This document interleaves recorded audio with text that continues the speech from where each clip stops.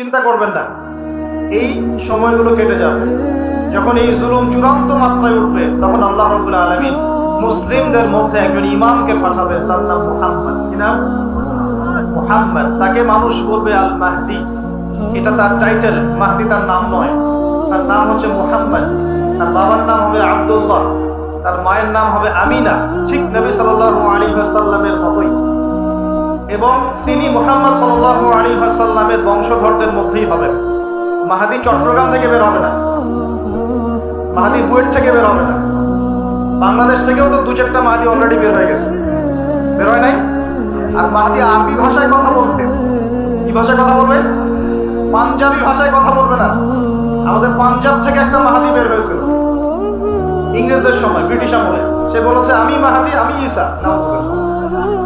পরে দাবি করেছে সেই নবী। আর বাংলার মাটিতে এদের দাওয়াত এখন খুব জোরে জোরে চলছে। নাম দিয়েছে আহমদিয়া মুসলিম জামাত। নাম শুনেছেন নাকি? তাদের এই নেতা দাবি করেছিল সে মাহদি, সেই ঈসা। মাহদি আরবি ভাষায় কথা বলবে ভাই। আর মাহদি হবেন আরব মায়ের সন্তান, পাঞ্জাবি মায়ের সন্তান না। পাঞ্জাবি ভাষায় কথা বলবে না, বাংলা ভাষায় কথা বলবে না। তিনি মদিনা থেকে আসবেন। কোত্থেকে? তিনি দায়িত্ব নিতে চাইবেন না, বরং পালিয়ে আসবেন মক্কায়। মানুষ তাকে জোর করে দায়িত্ব দিবে। আপনারা যারা হজ করেছেন, কাবা ঘরের এই যে তাওয়াফ করেছেন, মাশাআল্লাহ, তাওয়াফ এবং এই যে আপনার মাকামে ইব্রাহিম, এর মাঝখানে ইমাম মাহদিকে তারা পেয়ে যাবে এবং সেখানে তার হাতে বায়াত দেওয়া হবে এবং তিনি মুসলিমদেরকে ঐক্যবদ্ধ করে এই জুলুমের এগেইনস্টে যুদ্ধ করবেন। বিশ্ব এখন অনেক কিছু দেখা বাকি আছে, হতাশ হবেন না। বিশ্বে এখন অনেক কিছু ঘটা বাকি আছে। মহামারী হয়েছে, জালজালা হবে, আল্লাহ পাকের আযাব গজবগুলো আসবে, নৈতিকতার অবক্ষয় হবে, জুলুম বাড়বে, ঘরে ঘরে ফিতনা ছড়িয়ে পড়বে। এর মধ্যেও আসহাবুল কাহফের মতো কিছু মানুষ ঈমানও ধরে রাখবে। আল্লাহ পাক যাদেরকে দিয়ে কাজ নেবেন, আল্লাহ পাক তাদেরকে তৈরি করবেন। নতুন প্রজন্ম আল্লাহ পাক নিয়ে আসবেন। কুরআনকে কেউ মিটিয়ে ফেলতে পারবে না, সুন্নতকে কেউ মিটিয়ে ফেলতে পারবে না। এটা পৃথিবীতে থাকবেই ইনশাআল্লাহ। প্রত্যেক দেশে দেশে, জেলায়, থানায়, প্রত্যেকটা জায়গায় আল্লাহ ভীরু কিছু মানুষ থাকবে ইনশাআল্লাহ। আল্লাহ পাক তাদের অন্তরের মধ্যে গায়েবী একটা মিল বন্ধন দিয়ে দিবে ইনশাআল্লাহ। এভাবে চলতে থাকবে সময়। যখন ইমামুল মাহদি আসবেন, তখন বিশ্বে যুদ্ধ বিগ্রহ চলতে থাকবে, অনেক ব্যাপক যুদ্ধ চলতে থাকবে। তখন ইমামুল মাহদি মুসলিমদেরকে নিয়ে এই যে জালেম শক্তির বিরুদ্ধে যুদ্ধ করে ওই জায়গা স্বাধীন করবে ইনশাআল্লাহ। কিন্তু তারপরেও দাজ্জালকে হত্যা করা যাবে না। দাজ্জাল খুবই শক্তিশালী হবে এবং তার অনুসারীরা হবে প্রচন্ড শক্তিশালী। তখন আল্লাহ রাব্বুল আলামিন এই মিথ্যা মাসিহকে মেরে ফেলার জন্য আল্লাহ পাক আসমান থেকে সত্য মাসিহ ঈসা আলাইহিস সালামকে আবার পাঠাবেন। করেন সুবহানাল্লাহ। আল্লাহ রাব্বুল আলামিন সূরা মাঈদার মধ্যে বলেছেন, ওয়ামা ফাতালুহু ওয়ামা সালাবু, তারা তাকে হত্যাও করে নাই, ক্রুশবিদ্ধও করে নাই। বাল রাফাআহু আল্লাহু ইলাইহি, বরং আল্লাহ পাক তাকে তার দিকে উঠিয়ে নিয়েছেন। সুবহানাল্লাহ। তিনি কোথায় আসবেন? তিনি সিরিয়াতে নামবেন। কোথায়? সিরিয়ায়। এই যে টার্কি এবং সিরিয়ার জায়গায় যেখানে ভূমিকম্প হলো, সবাই তুরস্ক নিয়ে অনেক বেশি ব্যস্ত, কিন্তু সিরিয়াতে কিন্তু অনেক ক্ষতি হয়েছে। এদিকে মানুষ দেখছে না। আর সিরিয়ার মানুষদের কি যে দুর্ভোগ, কি যে দুর্দশা, এটা দেখার জন্য শুধু আল্লাহই আছেন, আমরা কেউই নাই। এটা দেখার জন্য শুধু আল্লাহ আছেন, আর কেউ নাই পাশে। এই 12-14 বছরের যুদ্ধ বিগ্রহে যা হয়েছে সিরিয়ার অবস্থা, ওইটাকে খেলার মাঠ পেয়েছে পশ্চিমা। এই মাঠের মধ্যে তুরস্ক ঢুকে গিয়েছিল। এটার একটা শাস্তি হতে পারে। ন্যাটোর সাথে ঢুকে সেও এখানে হামলা চালিয়েছে, এটাও হতে পারে, আল্লাহ ভালো জানেন। সিরিয়ার মাজলুম শিশুদেরকে আকাশের নিচে রাত কাটাতে হয়, 3 দিনে একবার খাবার পায় তারা। একই অবস্থা ইয়েমেনেও আছে। ইয়েমেনে যে বলা হয় যে 5 থেকে 6 লক্ষ মানুষ মারা গেছে বিগত গৃহযুদ্ধে 2010 সাল থেকে। আর সেখানে যতজন মানুষ মারা গেছে তার মধ্যে 60% হচ্ছে বাচ্চা। এই বাচ্চাদের কি দোষ ছিল? তারা কি জানতো শিয়া কাকে বলে, সুন্নি কাকে বলে? তারা কি জানে দুনিয়া কি, আখিরাত কি? তারা কি জানে কোনটা হক কোনটা বাতিল? তারা তো জানে যে মায়ের বুকে দুধ খেতে হয়, দুধের বাচ্চাগুলো দুধ পায় না, মায়েরা দুধ দিতে পারে না, খাবার নাই, দুর্ভিক্ষ। এই সংকটের জন্য কে দায়ী? আল্লাহ না মানুষ? কে দায়ী? যাহারাল ফাসাদু ফিল বাররি ওয়াল বাহরি বিমা কাসাবাত আইদিন নাস। আল্লাহ তাআলা বলেন জলে স্থলে যে বিপর্যয়গুলো ছড়িয়ে পড়েছে এগুলো মানুষের হাতের কামাই। কার হাতের কামাই? মানুষের হাতের কামাই। একই অবস্থা ইরাকেও ছিল, মনে আছে? সাদ্দাম হোসেনের কাছে পারমাণবিক অস্ত্র আছে বলে কত নাকি করা হলো, পুরো লক্ষ লক্ষ মানুষকে মেরে ফেলা হলো। পরে বললো আমরা সরি, আসলে সেখানে কোনো অস্ত্র ছিল না। We are sorry for that. তারা বলে দিল আমরা এর জন্য সরি। বাস, লক্ষ লক্ষ মানুষের রক্তের ঋণ শোধ হয়ে গেল। আবু গারিব নামে একটা কারাগার ছিল, এখনো আছে। ওই কারাগারের মধ্যে মুসলিমদেরকে ঢুকিয়ে যে নির্মম নির্যাতন করা হতো আপনারা জানেন না। পাকিস্তানের একজন ডক্টর মহিলা, ওই যে নিউরো মেডিসিন ডক্টর আফিয়া, উনাকে মনে হয় 10 থেকে 12 বছর ধরে নির্যাতন করা হয়েছে। আপনার বোনকে যদি একবার কেউ খারাপ নজরে তাকায় আপনার কেমন মনে হয়? আপনার মায়ের দিকে যদি কেউ একবার খারাপ নজরে তাকায়, একটা খারাপ মন্তব্য করে, আপনার কি মনে হয়? আপনার স্ত্রীকে যদি কেউ একটু গায়ে টাচ করে চলে যায়, শ্লীলতাহানি করে, টিস করে, আপনার কি মনে হবে? এরকম লক্ষ লক্ষ বোনদেরকে আমাদেরকে এরকম ধর্ষণ করা হচ্ছে দিনের পর দিন। গ্যাং রেপ বলে, গ্যাং রেপ মানে একসাথে 10 জন 12 জন মিলে আমাদের বোনদেরকে ধর্ষণ করছে। মুসলিমরা তো বললাম না, মুসলিমরা পড়ে আছে, ওঠেন বসেন নেই, মজা ট্রল এগুলো নেই। সারা বিশ্বে যা হচ্ছে মুসলিমদের সাথে, যদি আমরা সত্যি জানতাম শান্তিতে ঘুমাতেই পারতাম। আমাদের ঘুম উড়ে যেত। বেশি বললেও সমস্যা, বেশি করলেও সমস্যা, কাকেই বলবো, কে বা বুঝবে? দেখা যায় এমন অনেক সময় হয়েছে, অনেক ভালো ভালো নেতা সমাজে এসেছে, আসার পরে জনগণকে বুঝিয়েছে, জনগণ বলছে ঠিক আমরা তোমার সাথে আছি। যেই সেই নেতার উপর কোনো বিপদ এসেছে, জনগণ নাই, তাকে নিয়ে কি করবে না, কার সামনেই বা কি বলবো? আমাদের প্রত্যেকটা জেলা বলেন, থানা বলেন, দেশ বলেন, আনাচে কানাচে নিবেদিত প্রাণ মুসলিম ভাই তৈরি করতো।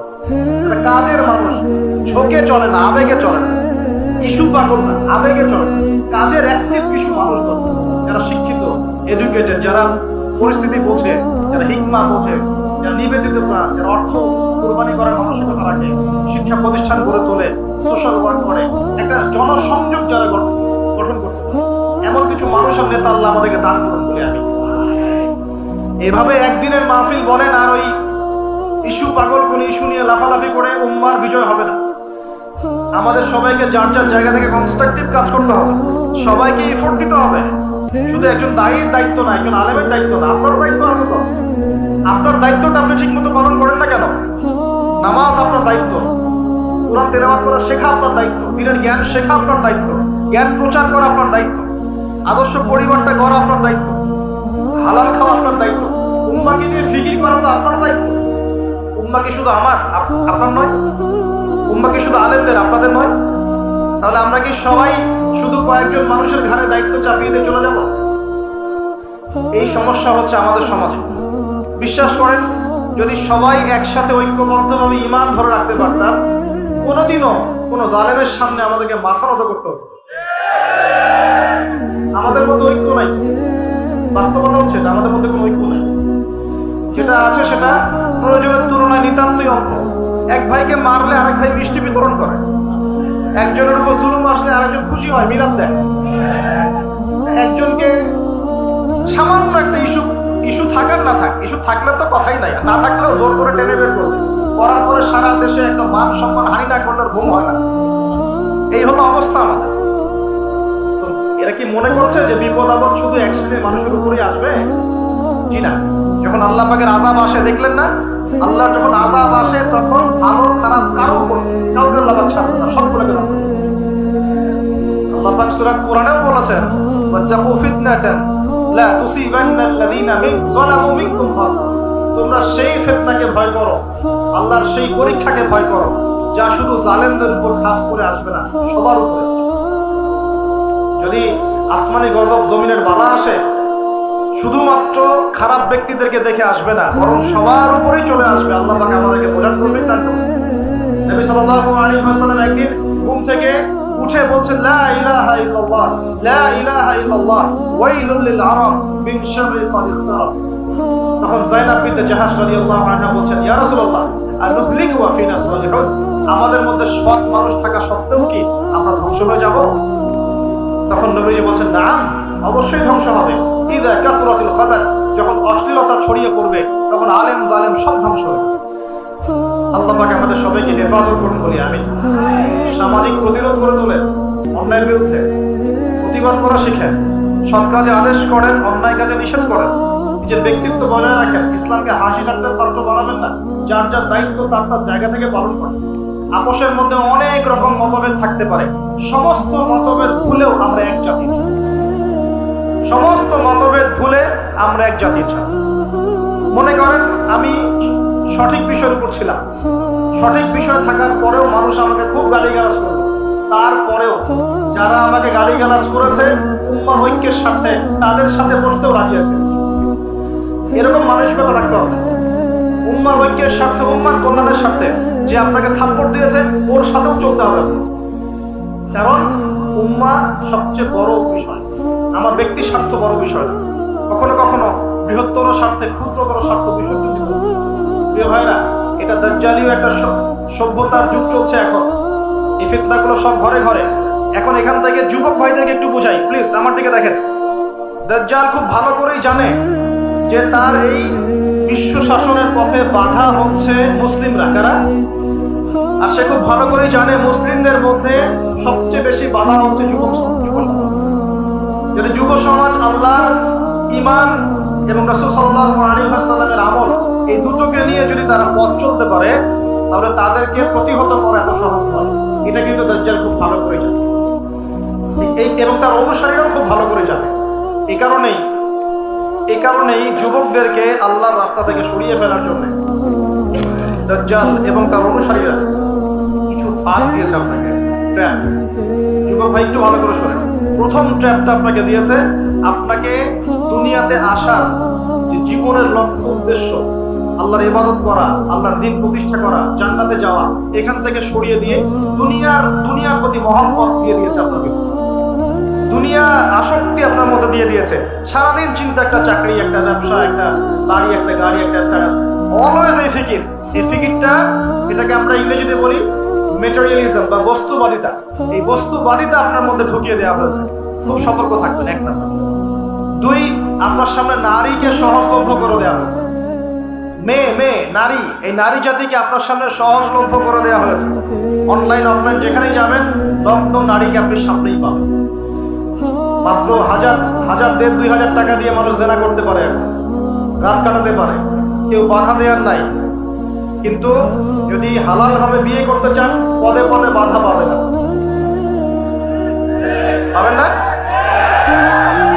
হালাল ভাবে বিয়ে করতে চাইলে পদে পদে বাধা পাচ্ছেন, কিন্তু জেনা করতে গেলে আপনাকে কেউ বাধা দিচ্ছে।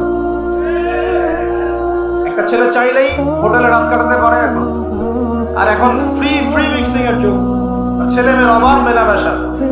বিয়ের আগেই দেখা যায় ছেলেরা মেয়েদের সাথ ভোগ করে, মেয়েরা ছেলেদের সাথে। এবং এই পরিসংখ্যান দিন দিন বাড়ছে বাংলার মাটিতে, বাড়ছে না? এটা আপনাকে আল্লাহর পথ থেকে সরিয়ে দেওয়ার জন্য মহিলাদেরকে অস্ত্র হিসেবে ইউজ করা হচ্ছে। খুব খেয়াল রাখবেন, আল্লাহ পাক বোঝার তৌফিক দান। 3 নাম্বার, আপনার সামনে দারিদ্রতা, বেকারত্বের একটা হতাশা দিয়ে দেওয়া হয়েছে। দারিদ্রতা, আমার চাকরি হচ্ছে না, ক্যারিয়ার কি করবো, বেকার হয়ে থাকলাম, এইসব হতাশা আপনার মধ্যে ঢুকিয়ে দেওয়া হয়েছে। কোনো ক্ষেত্রে পরিবারগুলো আপনাকে হতাশ করে ফেলছে। এত টাকা পয়সা খরচ করলাম, টাকা পয়সা দিয়ে পড়ালাম, ডিগ্রি সার্টিফিকেট অর্জন করলি, এখনো চাকরি করতে পারিস না, কবে বড় হবে, নিজের পায়ে দাঁড়াবি। এই যে মানসিক চাপ, এগুলোতে কিন্তু যুব সমাজ আস্তে আস্তে আল্লাহর পথ থেকে সরে, এবং এরপরে গিয়ে তারা মাদকের কাছে যায়। হতাশা, গার্লফ্রেন্ডের সাথে খারাপ সম্পর্ক, প্রিমিক্সিং অ্যাফেয়ার, জেনা, মিউজিক, তারপরে পর্নোগ্রাফি, এগুলোতে আসক্ত হয়ে এক পর্যায়ে গিয়ে মাদকের কাছে শান্তি খোঁজে। আর মাদক যখন আপনাকে পেয়ে বসবে, আপনি আপনার জীবনের লক্ষ্য থেকে হারিয়ে যাবেন, এবং দাজ্জাল এবং তার অনুসারী বিজয়ী হয়ে গেল, আমরা হেরে গেলাম। এরকম ধাপে ধাপে আপনার সামনে অনেকগুলো ট্র্যাপ দিয়ে দেওয়া হয়েছে। বেকারত্বের ট্র্যাপ, হতাশা, নারী, জীবনের লক্ষ্য থেকে সরিয়ে দেয়া, এবং সবচেয়ে বড় কথা এখন চলছে ফ্রি মিক্সিং আর পর্নোগ্রাফি। এগুলো দিয়ে আপনার ভিতরে নূর, ইমানের নূর আর তেজটাকে তারা নষ্ট করে দিয়েছে। এখন এটাকে রিগেইন করতে হলে কি করতে হবে প্রিয় ভাই? প্রথম কাজ হচ্ছে দুনিয়াকে তুচ্ছ মনে করার মানসিকতা তৈরি করতে হবে। দুনিয়া ক্ষণস্থায়ী, তুচ্ছ। আমি এখানে থাকতে আসি নাই চিরদিন, এখানে আমার কিছু দায়িত্ব আছে, ওয়া মা খালাকতুল জিন্না ওয়াল ইনসা ইল্লা লিয়াবুদুন, এটা আমার দায়িত্ব। আর একটা দায়িত্ব হচ্ছে হুয়াল্লাযী আরসালা রাসূলাহু বিল হুদা ওয়া দীনিল হক লিইয়ুযহিরাহু আলা দীনি কুল্লি, এটা আমার দায়িত্ব। আল্লাহর ইবাদত করা, আল্লাহর জমিনে আল্লাহর দ্বীনটাকে প্রতিষ্ঠা করা। এই দায়িত্ব পালন করতে গেলে আমাকে প্রথমে জ্ঞান অর্জন করতে হবে। অতএব যুবক ভাইদের প্রথম কাজ হচ্ছে দ্বীনের জ্ঞান অর্জন করা। কি করা ভাই? দ্বীনের জ্ঞান অর্জন করা। আপনি যে লাইনে পড়াশোনা করছেন করবেন, কিন্তু পাশাপাশি অবশ্যই দ্বীনের বেসিক ফান্ডামেন্টাল জ্ঞান অর্জন করতে হবে। পারা যাবে তো ইনশাআল্লাহ? এরপর বেশি বেশি নেক আমল করবেন, নবী সাল্লাল্লাহু আলাইহি ওয়াসাল্লামের সুন্নাত মোতাবেক জীবনটা গড়ার চেষ্টা করবেন। 2 3 নাম্বার, হালাল খাওয়ার চেষ্টা করবেন, হারামের দিকে যাবেন। ঠিক আছে? 4 নাম্বার, হালাল রিজিকের ব্যবস্থা হয়ে গেলে বিয়ে শাদী করে ফেলবেন। জেনার ধার কাছেও যাবেন না, জেনার ধার কাছেও যাবেন না। হালাল রিজিকের সোর্স হয়ে গেলেই বিয়ে করে ফেলবেন। তারপরে আদর্শ পরিবার করবেন, আপনার সন্তানদেরকে মানুষ করবেন, এবং সবাইকেই কমসে কম পার্ট টাইম দাওয়াতি কাজ করতে হবে। সৎ কাজে আদেশ করবেন, অসৎ কাজে নিষেধ করবেন। ইনশাআল্লাহ আমাদের ঐক্যবদ্ধ প্রচেষ্টায় আল্লাহর জমিনে দ্বীন আবার বিজয় হবে ইনশাআল্লাহ। আল্লাহ রাব্বুল আলামিন আমাদের সবাইকে বর্তমান পরিস্থিতি বোঝার তৌফিক দান। আল্লাহ পাকের আযাব গজব যে কারণে আসে, এই পাপগুলো থেকে দূরে থাকার তৌফিক দান। আল্লাহ রাব্বুল আলামিন মুসলিমদের মধ্যে ঐক্য আনার তৌফিক আমাদেরকে দান করুন, এবং বেশি বেশি নেক আমল করার তৌফিক দান করুন। আমরা চেষ্টা করব বেশি বেশি দাওয়াতি কাজ করার জন্য, এবং আল্লাহ পাকের জমিনে দ্বীনের প্রচার প্রসার ঘটানোর জন্য। আল্লাহ রাব্বুল আলামিন আমাদের সবাইকে দ্বীনের জন্য কবুল করুন, সমকালীন বিষয়গুলো সম্পর্কে সচেতন থাকার তৌফিক দান করুন। এবং আমরা যারা এখন পর্যন্ত গাফেলতির জীবনযাপন করছি, তাদের সবার প্রতি আমার নসিহত হবে, প্রিয় ভাই, দুনিয়ার জীবনটা ক্ষণস্থায়ী। এই জীবনে যদি আমি ভোগ বিলাসে মত্ত হয়ে যাই, তাহলে পরকালে আল্লাহ রাব্বুল আলামিন আমাকে ছাড়বেন। আল্লাহ পাক আমাকে একটা দায়িত্ব দিয়ে পাঠিয়েছেন, যাতে আমি তার ইবাদত করি, তার দ্বীনটাকে প্রচার করি, প্রসার ঘটাই, তার হুকুম আহকাম মেনে চলি, এবং আল্লাহর জমিনে দ্বীন প্রতিষ্ঠার চেষ্টা করি। আল্লাহ রাব্বুল আলামিন আমাদের যুবক ভাইদেরকে এই কাজগুলো আমল করার তৌফিক এনায়েত করুন, বলি আমিন। আল্লাহ রাব্বুল আলামিন আমাদের সবাইকে যেন মাফ করে দেন, এবং আমাদের সবার ভুল ভ্রান্তিগুলোকে সংশোধন করে দেন। আগামী দিনগুলোতে ইসলামের পতাকা বহন করার তৌফিক আল্লাহ দান করুন।